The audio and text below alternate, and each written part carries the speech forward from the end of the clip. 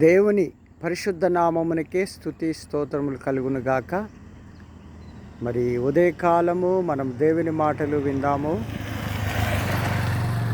మరి యోహాను సువార్త 14వ అధ్యాయం 21వ వచనంలో మనం చూసినట్లయితే ఇలా రాయబడింది, నా ఆజ్ఞను గైకొనువాడు నన్ను ప్రేమించుచున్నాడు, నన్ను ప్రేమించిన వానికే నేను బయలుపరుచుకొందునని లేఖనము సెలవిస్తుంది.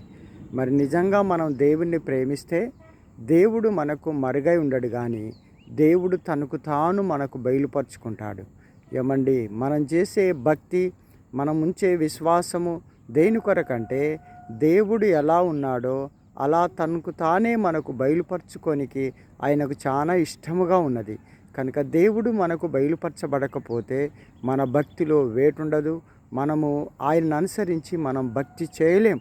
ఈ రోజుల్లో చాలామందిని చూడండి, యేసయ్యకు భక్తి చేస్తున్నారు, కానీ దేవుడు వాళ్లకు బయలుపరచబడినందున, దేవుని యొక్క క్రియలు వారికి తెలియనందున, దేవుని యొక్క మహిమ వారికి తెలియనందున దేవుని చిత్తానుసారంగా వారు జీవించలేకపోతున్నారు.